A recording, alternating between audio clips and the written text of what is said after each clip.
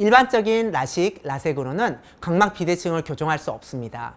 그래서 많은 의사들이 각막 비대칭이 있는 환자에게 수술을 권하지 않는 거죠.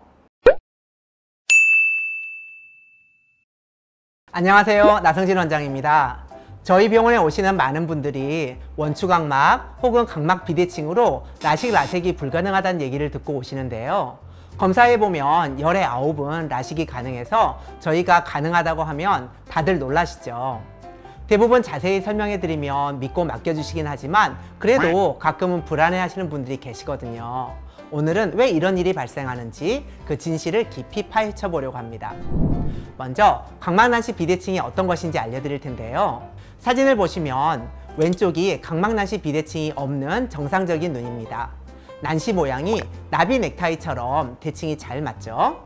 반면에 오른쪽 사진은 위쪽이 가파른 각막이고요. 난시 모양이 비대칭입니다. 못생긴 나비 넥타이 모양이죠. 이를 각막 난시 비대칭이라고 하는 거예요. 물론 약간의 비대칭은 누구나 가지고 있습니다. 여기서 라식이 안 된다고 하는 이유는 크게 두 가지가 있습니다. 하나는 진단의 어려움이고요. 또 하나는 수술 자체의 어려움인데요. 먼저 이 각막 비대칭이 원추각막 때문에 생긴 것인지 단순한 각막 비대칭인지를 판단해야 하는데 이것부터가 매우 어렵습니다. 원추각막은 각막의 콜라겐 결합이 약해지면서 각막이 얇아지고 돌출되는 질환인데요. 각막이 원뿔 모양으로 변형되면서 심한 불규칙 난시가 생기고 시력이 크게 떨어지게 됩니다. 그런데 원추각막에 대한 진단 기준은 명확하게 정해진 게 없는 데다가 초기 단계의 원추각막은 일반적인 근시나 난시와 비슷한 증상인 경우가 많아서 구별하기가 어려워요. 각막 지형도 검사를 종합적으로 봐야지만 원추각막인지 아닌지를 알 수 있어요. 예를 들어 볼게요. 이 환자분의 우환을 보시면 각막 곡률이 50디옵터를 넘을 정도로 중심부가 매우 뾰족하고요. 난시가 8디옵터가 넘어요. 이는 100명의 안과의사가 봐도 모두 원추각막이라고 진단할 거예요.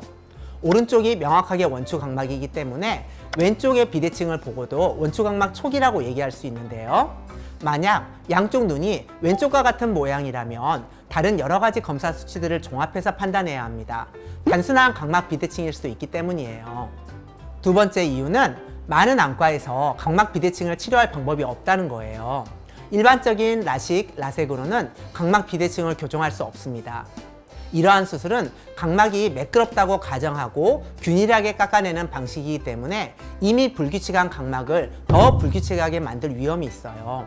그래서 많은 의사들이 각막 비대칭이 있는 환자에게 수술을 권하지 않는 거죠.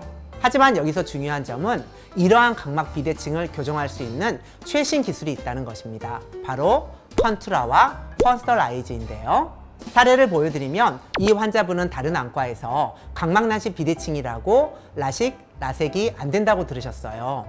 초진시 검사상 양쪽 눈 모두 아래쪽이 가파른 각막난시 비대칭이 있었는데요. 이를 전문 용어로 음성수직 코마라고 하는데요. 0.3 이하가 정상인데 이 환자분은 그 이상으로 비대칭이 심했어요. 그러나 컨투라 라식 후 양쪽 모두 각막난시 비대칭이 없어졌고 수직 코마도 매우 줄었어요. 시력은 수술 다음 날 양한 1.2, 3개월 후 1.5까지 향상되었습니다. 그런데 한 가지 주의할 점은 컨투라라는 이름만 사용하고 실제로는 일반 라식을 시행하는 안과가 있다는 거예요. 컨투라 수술은 눈의 복잡한 왜곡을 교정하는 과정에서 근시, 원시, 난시가 발생합니다. 따라서 그것들까지 함께 계산해서 교정해 줘야 하는데요. 그런데 아직까지 표준화된 방법이 없어서 각 병원마다 자체적으로 계산식을 개발해야 합니다. 따라서 컨투라를 고려하신다면 실제로 어떤 장비와 기술을 사용하는지부터 의사의 경험과 실력까지 꼭 확인하시라고 말씀드리고 싶습니다. 이번엔 퍼스널 아이즈라는 기술을 사용한 예를 볼게요.